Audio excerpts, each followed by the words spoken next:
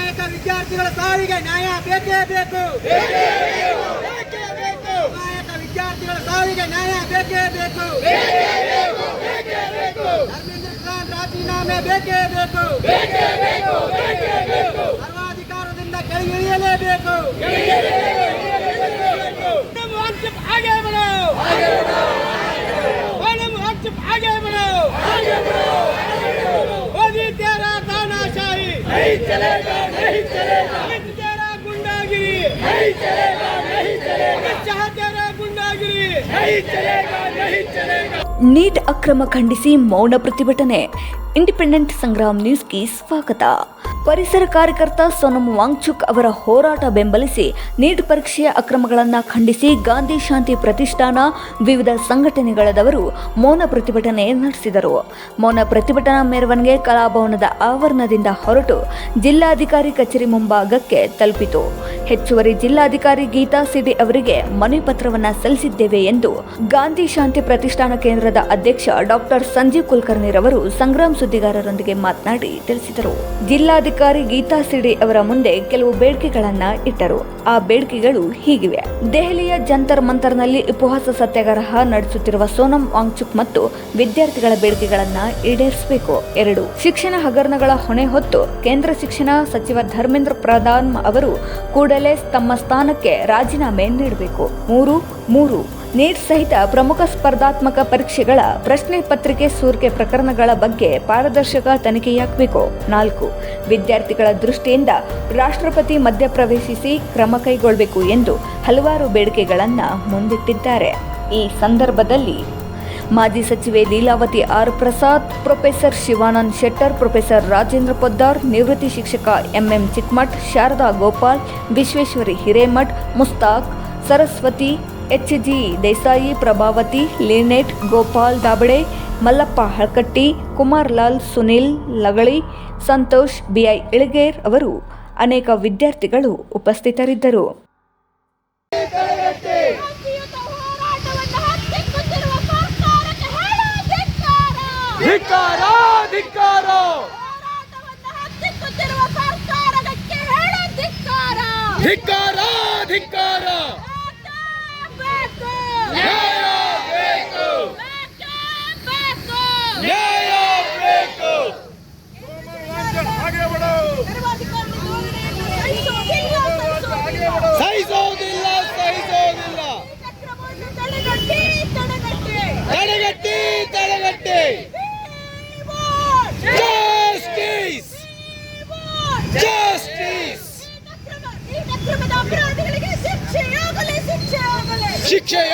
ಶಿಕ್ಷೆಯಾಗಲಿ.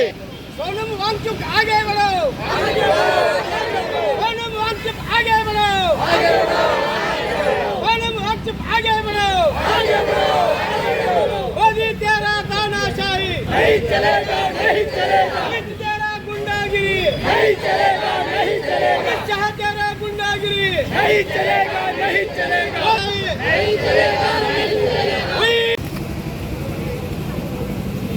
ಎಲ್ಲರಿಗೂ ನಮಸ್ಕಾರ.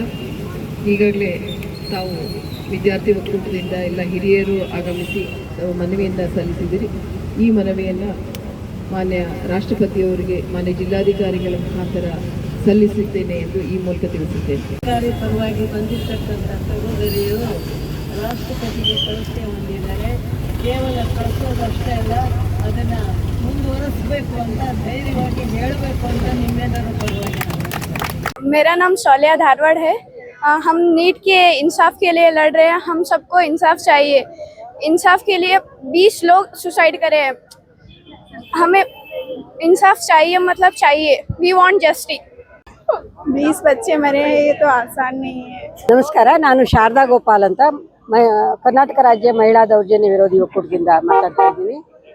ಇದೇನು ದೇಶದಲ್ಲೇ ಇಡೀ ದೇಶದಲ್ಲೂ ಇವತ್ತು ದೊಡ್ಡ ಪ್ರಮಾಣದಲ್ಲಿ ಹೋರಾಟ ನಡೆದಿದೆ. ಯಾಕಂದರೆ 22 ದಿನಗಳಿಂದ ದಿಲ್ಲಿಯಲ್ಲಿ ಹೋರಾಟ ನಡೆದಿದೆ, ಉಪವಾಸ ಸತ್ಯಾಗ್ರಹ ನಡೆದಿದೆ.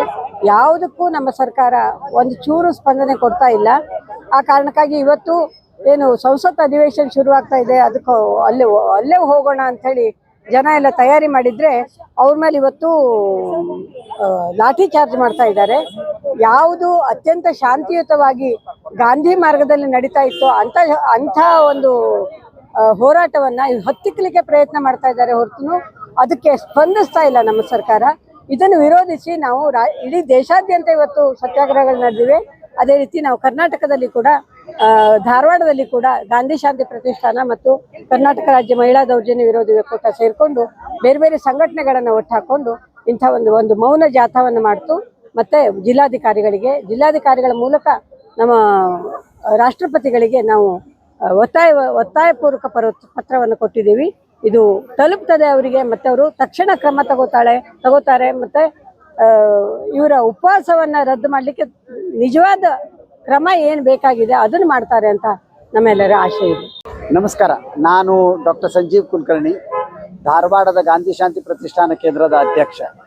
ಇವತ್ತು ಗಾಂಧಿ ಶಾಂತಿ ಪ್ರತಿಷ್ಠಾನ ಕೇಂದ್ರ ಹಾಗೂ ಇತರ ಅನೇಕ ಜನಪರ ಸಂಘಟನೆಗಳು ಮತ್ತು ಹಲವಾರು ಪ್ರಜ್ಞಾವಂತ ನಾಗರಿಕರು ನಾವೆಲ್ಲರೂ ಸೇರಿ ಬೆಳಿಗ್ಗೆ ಕಡಪ ಮೈದಾನದಿಂದ ಮೌನ ಮೆರವಣಿಗೆಯೊಳಗೆ ಜಿಲ್ಲಾಧಿಕಾರಿಗಳ ಕಚೇರಿವರೆಗೂ ಬಂದು ಒಂದು ಮನವಿ ಪತ್ರವನ್ನು ಅಪರ ಜಿಲ್ಲಾಧಿಕಾರಿಗಳಾಗಿ ಬಂದಂತಹ ಸುಶ್ರೀ ಉಷಾ ಅವರಿಗೆ ಮುಟ್ಟಿಸಿದೆವು. ಅವರ ಮೂಲಕ ಅದನ್ನು ರಾಷ್ಟ್ರಪತಿಗಳಿಗೆ ಕಳಿಸ್ಬೇಕು ಅಂತ ನಾವು ಅವರಲ್ಲಿ ಮನವಿ ಮಾಡಿಕೊಂಡ್ವಿ. ಈ ಮೆರವಣಿಗೆಯ ಈ ಪ್ರಯತ್ನದ ಈ ಪತ್ರದ ಉದ್ದೇಶ ಏನು ಅಂತಂದರೆ ಮುಖ್ಯವಾಗಿ 4 ಬೇಡಿಕೆಗಳು. ಒಂದು, ದಿಲ್ಲಿ ಒಳಗೆ ಕಳೆದ 22 ದಿನಗಳಿಂದ ಆಮರಣ ಉಪವಾಸ ಕೈಗೊಂಡಿರುವಂಥ ಶ್ರೀ ಸೋನಂ ವಾಂಗ್ಚುಕ್ ಅವರ ಬೇಡಿಕೆಗಳನ್ನು ನಾವು ಕೂಡ ಸಂಪೂರ್ಣವಾಗಿ ಬೆಂಬಲಿಸುತ್ತೇವೆ. ಎರಡನೇದ್ದು, ಅವರ ಇಚ್ಛೆಗೆ ವಿರುದ್ಧವಾಗಿ ಅವರ ಒಪ್ಪಿಗೆ ಇಲ್ಲದೆ ಒತ್ತಾಯಪೂರ್ವಕವಾಗಿ ಅವರನ್ನು ಆಸ್ಪತ್ರೆಗೆ ವರ್ಗಾವಣೆ ಮಾಡಿರೋದನ್ನು ನಾವು ಖಂಡಿಸುತ್ತೇವೆ. ಮೂರನೇದ್ದು, ಅನೇಕ ವರ್ಷಗಳಿಂದ ನೀಟ್ ಮತ್ತಿತರ ಅನೇಕ ಪ್ರವೇಶ ಪರೀಕ್ಷೆಗಳಲ್ಲಿ ನಡೀತಾ ಇರುವಂಥ ಅವ್ಯವಹಾರವನ್ನು, ಪ್ರಶ್ನೆ ಪತ್ರಿಕೆ ಸೋರೋದನ್ನು ನಾವು ಒಕ್ಕೊರಲಿನಿಂದ ಖಂಡಿಸ್ತೇವೆ. ನಾಲ್ಕನೇದ್ದು, ಈ ಶಿಕ್ಷಣದ ದುರ್ವ್ಯವಹಾರಗಳ ನೈತಿಕ ಜವಾಬ್ದಾರಿಯನ್ನು ಹೊತ್ತುಕೊಂಡು ಬಿಟ್ಟು ಕೇಂದ್ರ ಶಿಕ್ಷಣ ಮಂತ್ರಿಗಳಾಗಿರುವಂಥ ಶ್ರೀ ಧರ್ಮೇಂದ್ರ ಪ್ರಧಾನ್ ಅವರು ತಕ್ಷಣವೇ ರಾಜೀನಾಮೆ ಕೊಡಬೇಕು ಅಂತ ನಾವು ಒತ್ತಾಯ ಮಾಡ್ತೀವಿ. ಈಗ 22 ದಿನದಿಂದ ಸೋನಂ ವಾಂಗ್ಚುಕ್ ಅವರು ದೆಹಲಿ ಒಳಗೆ ನಿರಂತರ ಉಪವಾಸವನ್ನು ಮಾಡಕತ್ತಾರೆ. ಯಾರ ಸಲುವಾಗಿ ಮಾಡಕತ್ತಾರೆ? ಅವರು ವಿದ್ಯಾರ್ಥಿಗಳ ಸಲುವಾಗಿ. ನಾವು ಇಲ್ಲಿ ಎಲ್ಲರೂ ಸೇರಿರೋದು ಎದಕ್ಕಂದ್ರೆ ನಮ್ಮ ಮಕ್ಕಳ ಭವಿಷ್ಯ ಎಷ್ಟು ಹಾಳಾಗಕತ್ತದ. ಒಂದು ನೀಟ್ ಪರೀಕ್ಷೆ ಅಷ್ಟೇ ಅಲ್ಲ, ಅಲ್ಲಿ ಪತ್ರಿಕೆಗಳ ಸೋರಿಕೆ ಆಗಾಕತ್ತದ. ಆಮೇಲೆ ಈ ಬೇಡಿಕೆಗಳು ಏನು ನಮ್ಮ ವಿದ್ಯಾರ್ಥಿಗಳದಾವು ಯಾವ ಈಡೇರುವಲ್ವು. ಇದನ್ನೆಲ್ಲ ಕೇಳಕ್ಕೆ ಹೋದ್ರೆ ಕೇಂದ್ರ ಸರ್ಕಾರ ಏನೂ ಕಿವಿಯೊಳಗೆ ಹಾಕೊಳ್ತಾ ಇಲ್ಲ. ಕೇಂದ್ರ ಸರ್ಕಾರದ ವಿರುದ್ಧ, ಧರ್ಮೇಂದ್ರ ಪ್ರಧಾನ್ ಅವ್ರ ವಿರುದ್ಧ ನಮ್ಮದೊಂದು ದೊಡ್ಡ ಹೋರಾಟ. ಅವರು ಬಂದು ಒಂದು ಸಣ್ಣ ಸೌಜನ್ಯದ ಮಾತನ್ನು ಕೂಡ ಪ್ರಧಾನಮಂತ್ರಿಗಳಾಗಿರ್ಬೋದು, ಧರ್ಮೇಂದ್ರ ಪ್ರಧಾನ್ ಅವರಾಗಿರ್ಬೋದು ಯಾರೂ ಮಾತಾಡಿಲ್ಲ. ಈ ಕಾರಣಕ್ಕಾಗಿ ನಮಗೆ ಬಹಳ ಬೇಸರ ಆಗಿ, ಆಮೇಲೆ ಇದು ಅಲ್ಲದೆ ಅಮಾನವೀಯವಾಗಿ ನಡ್ಕೊಳ್ತಾ ಇರೋದು. ಅವರು ಅಲ್ಲಿ ನಡೆದಂಥ ವಿದ್ಯಾರ್ಥಿಗಳ ಮೇಲೆ ಹಲ್ಲೆ ಮಾಡೋದಾಗಿರ್ಬೋದು, ಲಾಠಿ ಚಾರ್ಜ್ ಮಾಡೋದಾಗಿರ್ಬೋದು. ಸೋನಂ ವಾಂಗ್ಚುಕ್ ಅವ್ರು ಯಾರ ಸಲುವಾಗಿ ಮಾಡ್ತಿದ್ದಾರೆ ಅವರು ಅದನ್ನು ಗಮನಿಸದೆ ಅವ್ರನ್ನ ಹೀನಾಯವಾಗಿ ನಿನ್ನೆ ಆಸ್ಪತ್ರೆಗೆ ಅವ್ರು ಎಳ್ಕೊಂಡು ಹೋಗಿದ್ದಾರೆ. ಇವುಗಳನ್ನೆಲ್ಲ ನಾವು ಕೂಡ ಇಡೀ ಈ ನಮ್ಮ ಶಿಕ್ಷಣ ಸಂಪ್ರದಾಯವನ್ನು ಏನು ಇವರು ಹಾಳು ಮಾಡ್ತಾ ಇದ್ದಾರೆ ಅದರ ವಿರುದ್ಧ ನಾವೆಲ್ಲ ಇವತ್ತು ಎದ್ದೀವಿ. ನಮ್ಮ ಮಕ್ಕಳ ಭವಿಷ್ಯ ನಮ್ಮ ಕಣ್ಮುಂದದ.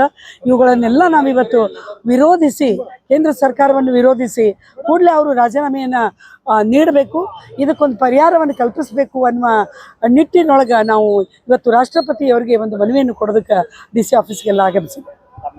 ವಿಶ್ವೇಶ್ವರಿ ಹಿರೇಮಠ ಅಂತ, ನಾನೊಬ್ಬ ರಂಗ ನಿರ್ದೇಶಕಿ, ಹೋರಾಟಗಾರ. ದೇಶದಾದ್ಯಂತ ಇವತ್ತು ಯುವ ಜನಾಂಗ ಎದ್ದು ನಿಂತಿದೆ. ಯಾಕೆ ಅಂತ ಹೇಳಿದ್ರೆ, ನೀಟ್ ಹಗರಣ ಸಂಬಂಧಪಟ್ಟಂತೆ ಈಗಾಗಲೇ 22 ದಿನಗಳಿಂದ ಅಮರಣ ಉಪವಾಸ ಕುಂತಂಥ ವಾಂಗ್ಚುಕ್ ಅವರು ಇವತ್ತಿಗೂ ಸಹಿತ ಅಮರಣ ಉಪವಾಸವನ್ನು ಮಾಡ್ತಾ ಇದ್ದಾರೆ. ಅಷ್ಟೇ ಅಲ್ಲ, 3 ವಿದ್ಯಾರ್ಥಿಗಳು ಸಹಿತ 22 ದಿನಗಳಿಂದ ಅಮರಣ ಉಪವಾಸ ಮಾಡ್ತಾ ಇದ್ದಾರೆ.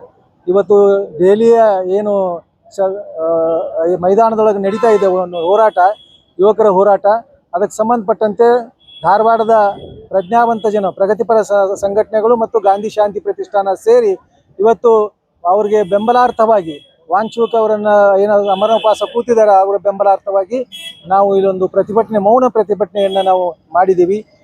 10 ಕಾಲೇಜಿನ ವಿದ್ಯಾರ್ಥಿಗಳು ನೂರಾರು ಸಂಖ್ಯೆಯಲ್ಲಿ ಭಾಗವಹಿಸಿ ಇವತ್ತು ಜಿಲ್ಲಾಧಿಕಾರಿಗಳ ಮೂಲಕ ರಾಷ್ಟ್ರಪತಿಯವರಿಗೆ ಹಾಗೂ ಪ್ರಧಾನಮಂತ್ರಿಗೆ ಮನವಿಯನ್ನು ಸಲ್ಲಿಸಿದ್ದೇವೆ.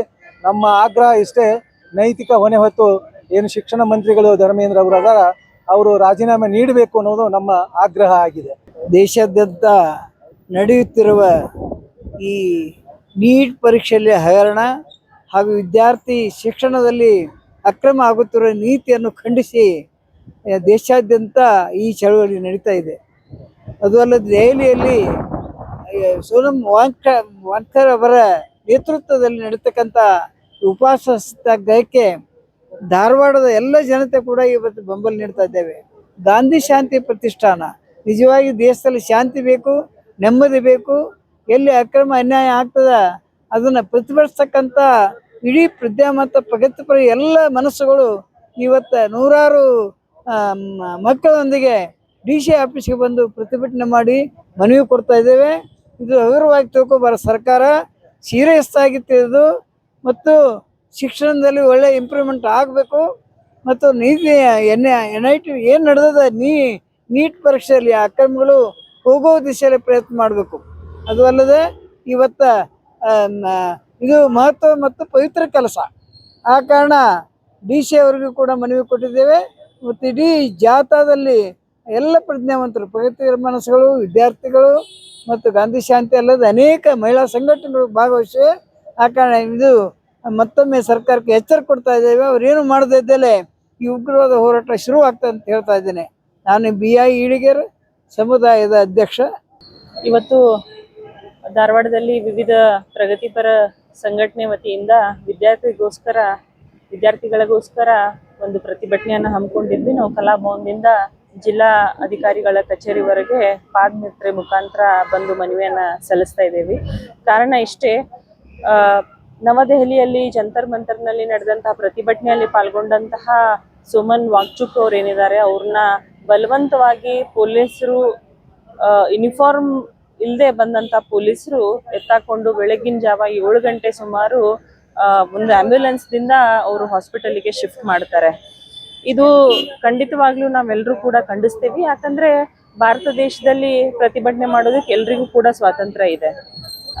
ಇವತ್ತು ಅವ್ರು ಬಂದಿರೋದು ವಿದ್ಯಾರ್ಥಿಗಳೇ ಇವತ್ತು ಹೆಚ್ಚಿನ ಸಂಖ್ಯೆಯಲ್ಲಿ ಅಲ್ಲಿ ಪಾಲ್ಗೊಂಡಾಗ ಪೊಲೀಸರು ಯಾಕೆ ಬಲವಂತವಾಗಿ ವಾಂಗ್ಚುಕ್ ಅವ್ರನ್ನ ಆಸ್ಪತ್ರೆಗೆ ಸೇರಿಸಿದ್ರು ಅನ್ನೋದು ಒಂದು ದೊಡ್ಡ ಪ್ರಶ್ನೆ.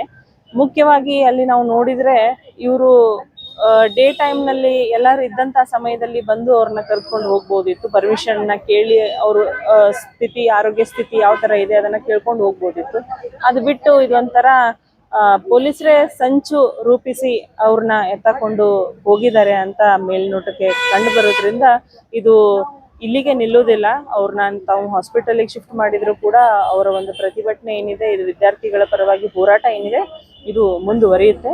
ನಾವೆಲ್ಲರೂ ಕೂಡ ಅದನ್ನ ಖಂಡಿಸ್ತೇವೆ ಮತ್ತು ವಿದ್ಯಾರ್ಥಿಗಳ ಪರವಾಗಿ ಇದ್ದೇವೆ ಅಂತ ಹೇಳಕ್ ಇಷ್ಟಪಡ್ತಾರೆ. ಸ್ವಾತಿ ಮಾಳಿಗೆ, ಹ್ಯುಮ್ಯಾನಿಟಿ ಫೌಂಡೇಶನ್ ಅಧ್ಯಕ್ಷರು ಹಾಗೂ ವಕೀಲರು.